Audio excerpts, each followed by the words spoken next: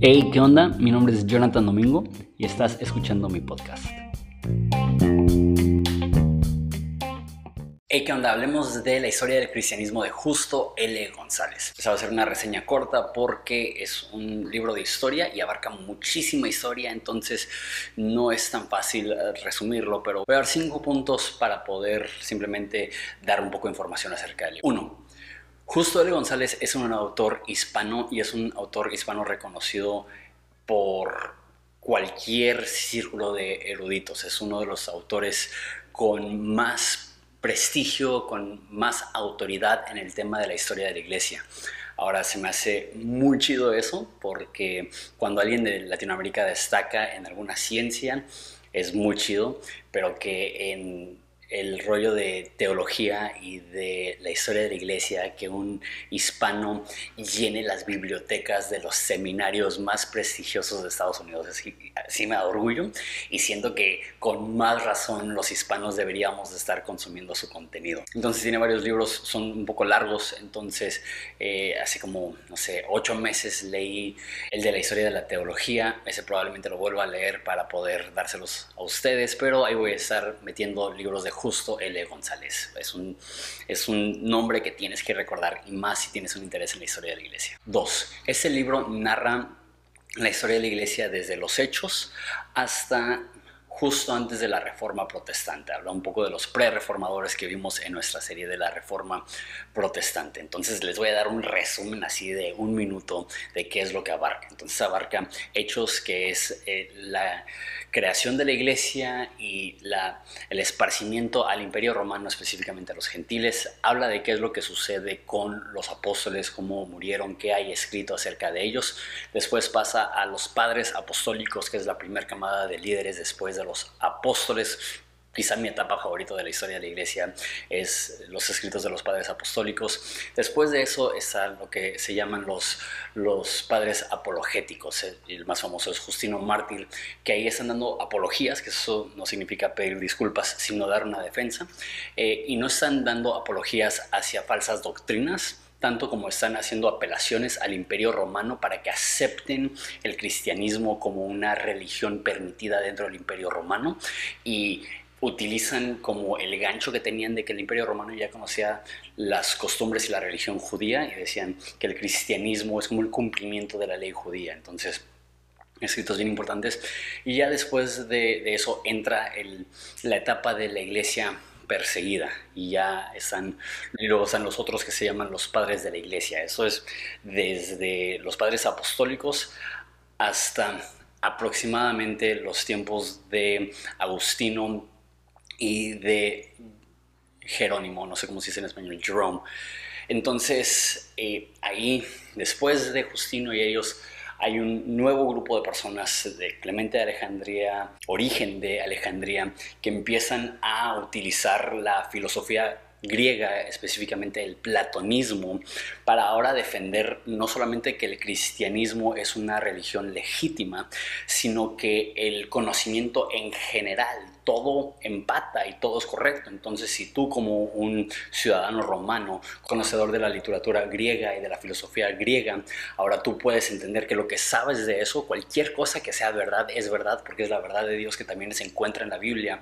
Y intentan como hacer puentes hacia la gente de alto rango de la sociedad, de alto conocimiento de la sociedad, y colocando el cristianismo no solamente como una religión, sino como una filosofía que está al nivel de las filosofías griegas. Después de eso es la etapa de la iglesia perseguida, donde ya la persecución a finales del siglo II, principios del siglo III, empieza a ser masiva. Antes de eso era en lugares aislados y no era patrocinado por el gobierno romano. A finales del siglo II, principios del III, ya es literal cuando los cristianos se tienen que esconder, donde muchos de los cristianos más importantes mueren como mártires. Y justo después de eso es cuando entra Constantino. Constantino es el primer emperador cristiano. Es debatido si realmente era cristiano, pero Constantino empieza lo que es el primer concilio de Nicea, donde por primera vez se reúnen todos los cristianos y empiezan a establecer cuál es la teología que todo cristiano debe de adoptar, y es donde se empieza con el término ortodoxo, y la frase completa es ortodoxo niceano, o sea, del concilio de Nicea. Entonces ahí empiezan a aparecer personas como Eusebio de Cesarea, que es el primer historiador de la historia de la iglesia, que de hecho acabo de leer también su libro de la historia de la iglesia, que está fascinante, y mucho de la primera etapa de lo de Justo L. González está basado en los escritos del cuarto siglo de Eusebio de Cesarea. Y de ahí empieza a cambiar el cristianismo, porque el cristianismo ya no es una religión perseguida, entonces hay mayor libertad de reunirse, de hacer iglesias. Y a las pocas generaciones de eso, como a los 100 años después de eso, Roma es saqueada. Es cuando está vivo San Agustín, que es el teólogo más importante e influyente.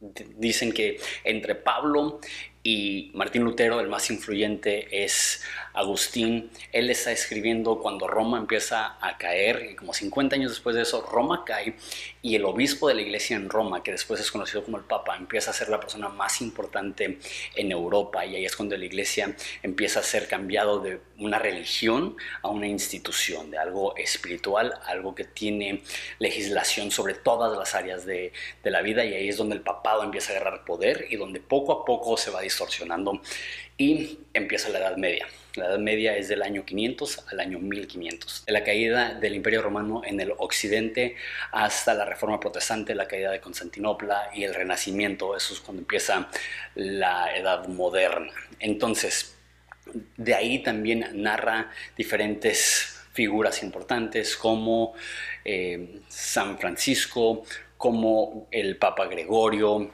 y no sé, es tanto, y obviamente no se puede retener tanto para una reseña de un libro, pero solamente para decirte esto acerca del libro. Vas a tener un buen entendimiento de qué es lo que pasó desde que Jesús ascendió hasta que estaba por iniciar la Reforma Protestante. 4. Ese libro es largo, pero es bueno. Son 18 horas en Audible. Entonces, asumo que son como 700, 800 páginas. Entonces, sí toma buen rato para leerlo, pero es una inversión de tiempo que vale la pena. 5. ¿Por qué leer historia de la iglesia? Y más cuando hay tantas cosas que puedes leer. Invertir 20 horas en la historia de la iglesia. Sé que para muchos eso es como un poco tedioso. Yo soy fan nato de la historia, no solamente la historia cristiana y la historia de la iglesia, sino la historia en general. Entonces a mí no me tienes que convencer, pero aquí hay unas razones por las cuales estudiamos la historia de la iglesia. 1. Es conocer nuestra historia, es conocer los personajes que formaron la manera en la cual pensamos hoy en día. 2.